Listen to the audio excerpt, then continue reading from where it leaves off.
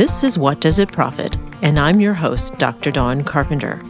For those of you new to the show, welcome. We are the podcast about the social and moral value of economic life. We've done it. We're more than midway through our third season. We've climbed the face of the mountain, and we're headed down into the holler. For those of you not from Appalachia, this metaphor may be lost on you. Not only are we going to tell you what a holler is, we're going to take you there. In this episode, we're going to West Virginia. And what business do you talk about in West Virginia? Well, the energy business. Yep, we'll talk coal. But we're also going to introduce you to the next generation of miners, those who mine the sun.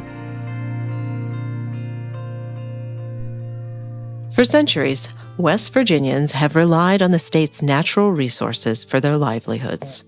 West Virginia has always been an extraction colony. We started out with salt. There is an underground sea under West Virginia, so we started out extracting salt from our underground.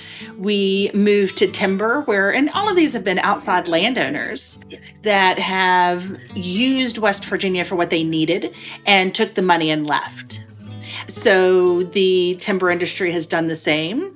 Now West Virginia is the fifth most tree-covered state in the Union. At one time, it looked like nuclear bombs have went off because every tree was taken down.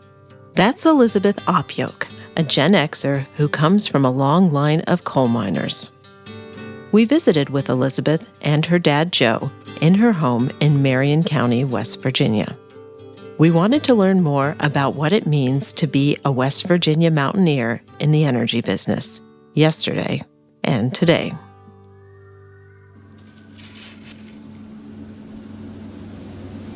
When I think about the work of coal miners, I picture deep, dark, cramped, and lonely places where men squeezed into tight and toxic spaces to bring us the coal that powered our lives. Coal has always been a dirty and dangerous business.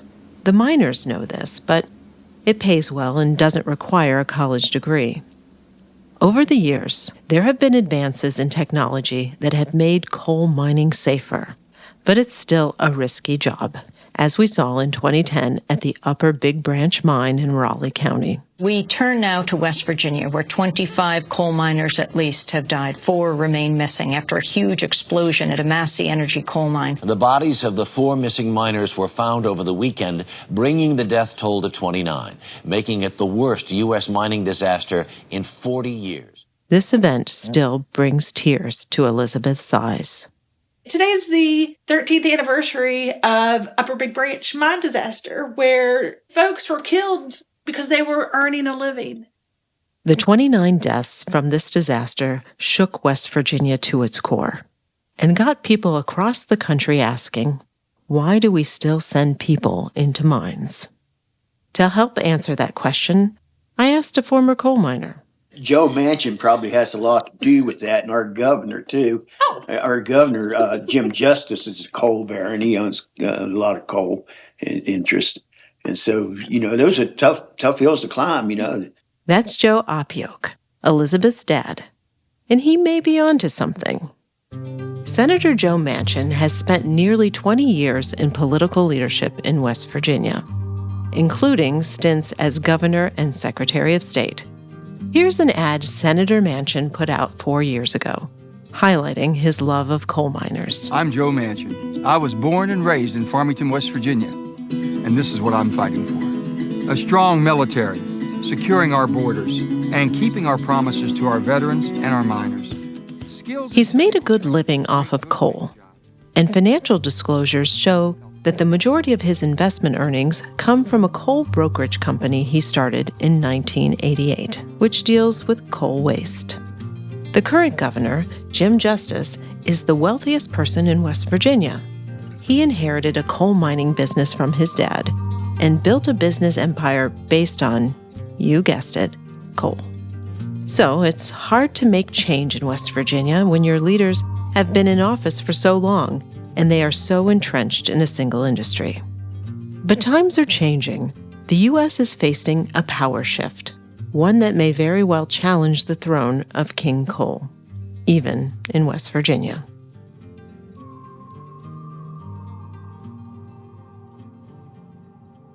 A West Virginia company is mining the sun to provide communities with clean and affordable energy. Solar Holler was started in 2013, and leave it to a West Virginian to introduce the word holler outside of, well, the holler. For the uninitiated, a holler is Appalachian speak for the valley between two mountains. It's here in the shade of the mountains that we find our pioneer, Dan Conant. Dan says he wants to continue the state's energy legacy through more sustainable resources. We've always been an energy state, and even before coal, there was charcoal. All through the mid-1800s, we had timber to make charcoal. Then we turned into the age of coal, and more recently, Marcellus shale. So, energy is just kind of in our blood in West Virginia. So, it's what we know how to do. It's what we identify as, just like Wisconsin identifies with cheese and Michigan with cars. It's the same thing for us in energy. Dan was born and raised in West Virginia. I'm from Shepherdstown, West Virginia, in the Eastern Panhandle. Tiny little town, got 1,500 folks. Growing up, Dan remembers counting down the days until he graduated from high school and would leave West Virginia. He attended Allegheny College in Pennsylvania, where he studied environmental science and politics. All along, Dan says he planned to return to West Virginia to work in renewables. But at that point, in 2007, the industry didn't exist yet in the state. So, Dan moved around the country, then spent a couple of years working at the U.S. Department of Energy in its solar research office. By that point, I was feeling a lot of guilt about having left. And as a state, we've just had a brain drain for such a long time, and I didn't want to keep contributing to that. Dan left his job at the U.S. Department of Energy to create Solar Holler. I decided to do things a little differently. I really liked working with nonprofits and kind of mixing policy and finance and project development. So when I was starting up Solar Holler, the original dream was for us to be a financing company, actually, to help put solar on churches and homeless shelters and other nonprofits around the state. We really wanted to flip the script and make it so that solar was going first on the organizations that needed it most, and wanted to avoid a situation where it was just country club folks getting it. To do this, Dan needed a new business model. He created one of West Virginia's first benefit corporations. That label allowed Solar Holler to consider factors beyond the bottom line when making decisions. Solar Holler could still operate as a for-profit business, but also have a social purpose. And in Dan's case, there were many social purposes. Perhaps the most important were providing the Holler communities access to an affordable and sustainable source of power. But making it happen wasn't easy. Dan says he started by working with his community's nonprofit organizations. I got shut down by the State Public Service Commission for trying to sell power to the church. They said, no, you're not allowed to do that. You're violating the utilities monopoly on selling power. So without that, we lost access to all the tax credits, all the incentives that businesses and homeowners could get, but nonprofits were just completely out of luck on. So without the ability to do that, it kind of threw my whole business model into shambles. Dan had to get creative. He convinced nearly 100 families and businesses to install an energy control device on their water heaters to sort of game the power company. The device was remotely turned on and off based upon the demands of the energy grid, and the saved energy was then sold back to the utility company. The proceeds were used to fund the company's first project, the installation of solar panels on Shepherdstown Presbyterian Church in Dan's hometown. From there, the company was quickly overwhelmed with requests for solar panel installations, and Dan soon realized they didn't have a workforce to meet the demand. Really, what mattered to me was, number one, we needed a workforce, needed people who knew how to do this stuff. And then number two, I wanted to send labor dollars back into the towns that were getting really hard hit by mine closures. So he launched the first solar training and apprenticeship program in the state. Unlike typical CEOs, Dan knew that he needed unions. To his mind, no one does a better job training electrical workers than the International Brotherhood of Electrical Workers, the IBEW. And to train carpenters, he went, well, you guessed it, to the Carpenters Union. These programs helped with two key parts of the business, the wiring and the assembly of the solar panels. West Virginia is the birthplace of the labor movement. We had literal wars between coal bosses and coal mine workers in southern West Virginia, with the coal bosses being backed up by the U.S. military. It was a whole chapter in our nation's history of people fighting for the right to organize and fighting for the right to have a weekend and not be paid in company script. So, and that was all coming out of the West Virginian coal fields. So this is something that just has been deeply rooted for the last 100 plus years in our state's history. This collaboration helped solve Dan's problem, a lack of well-trained workers, and the community's problem, the loss of good-paying union jobs. Dan's carrying on that tradition of organizing West Virginia's most valuable resource, its industrious people. Labor problems? Solved. Next problem, how to find the money to bring solar to his neighbors in the holler. Putting in solar requires an upfront investment, but for the most part, the communities in the holler found it difficult to absorb the expense. So what did Dan do? He launched West Virginia's first affordable financing program for solar. Putting in solar requires an upfront investment, but for the most part, the communities in the hollers found it difficult to absorb the expense. So what did Dan do? He launched West Virginia's first affordable financing program for solar. To make this financing program sustainable, he needed access to the right federal energy subsidies, and this involved politics. He knew that this fight was going to be tough, but he wasn't alone. In solidarity with Solar Holler, the unions gave their support. They worked together to lobby for federal energy subsidies to make renewable energy more affordable in the state. Here's IBEW member Haley Stevens as she tells her story in this ad that played on TVs all over West Virginia. I took 2 years of electric in high school, and I was the only girl in the class there. Here, I'm the only girl as far as installers go. I'm a single mom, too. I joined the union because it gave me options for health care and life insurance so that I know my son's taken care of. I like what I do. This is the best job I've ever had. You think solar panels is more like California. You wouldn't think Appalachia would have any. It would be smart if the government would invest more in clean energy resources. We started this episode by introducing you to two members of a mining family, Elizabeth and Joe Opoke. Coal dust runs in their blood. It all began with Elizabeth's great-grandfather, who came to the U.S. from Hungary around 1910 to work in West Virginia's mines. What's funny is I found the town where they were from, and I was at a Hungarian restaurant about 2 months ago, and I asked, what do you know about this town? And she was like, oh, they're strong people. She was like, I would not want to mess with them. So Strong like horse. yeah.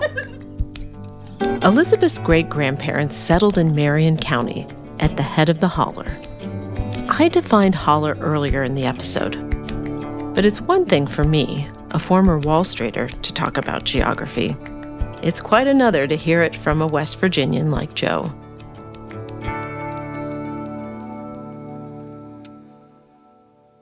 A holler is the space between two mountains.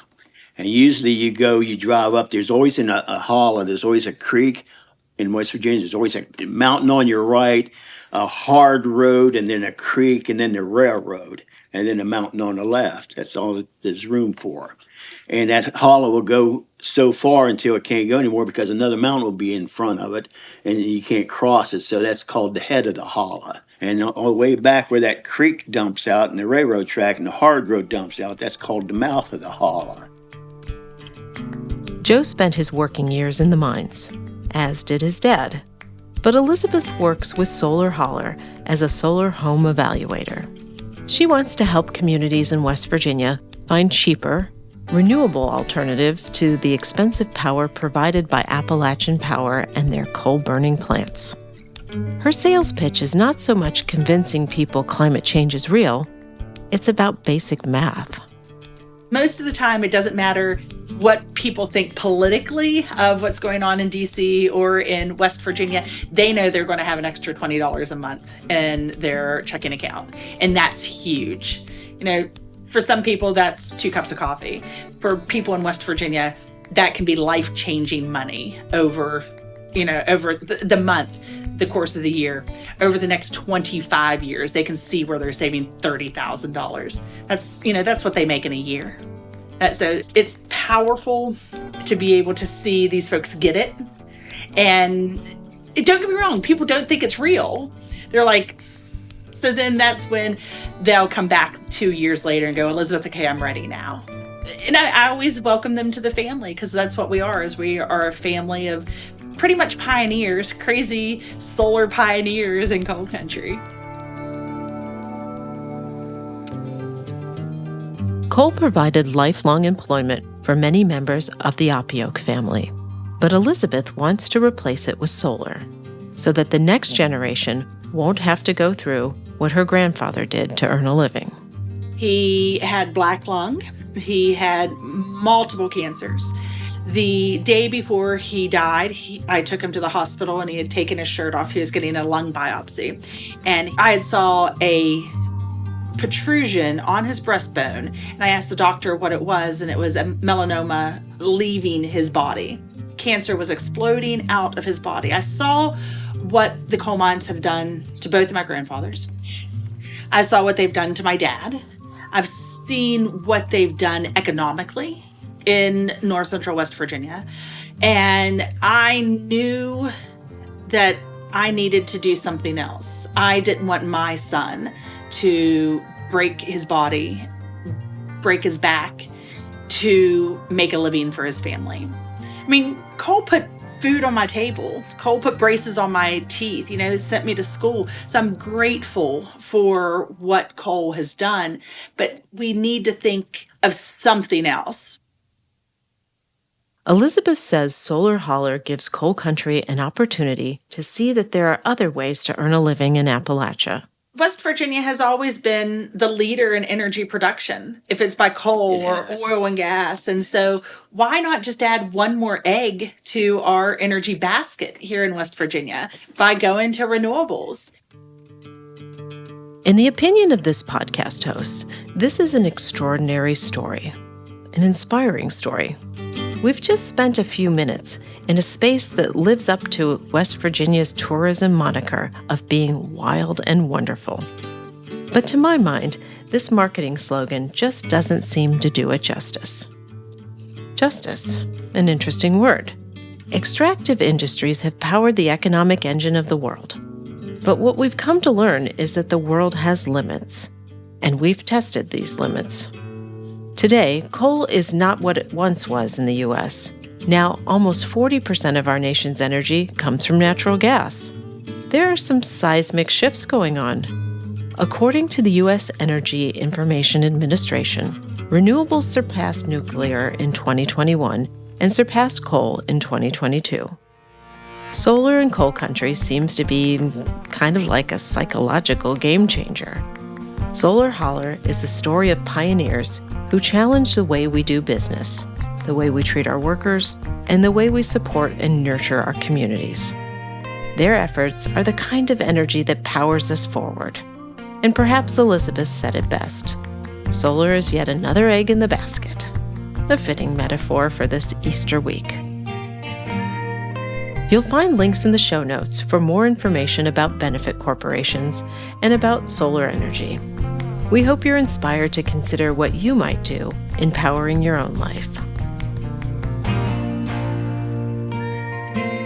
Next up on What Does It Profit, we're headed to North Carolina, where we meet some folks who are inspired by their community's industrial past to put workers to business and reimagine its industrial future.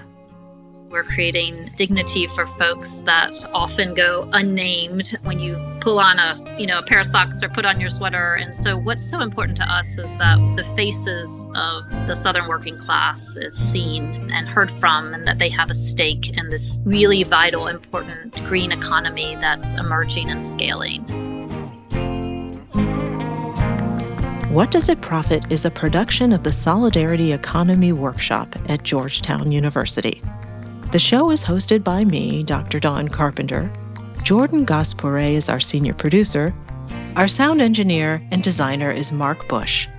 Our Season 3 researchers and assistant producers are Sophia Chen, Hannah Woodford, and Andy Fang. Music for What Does It Profit was composed by Nick Pennington.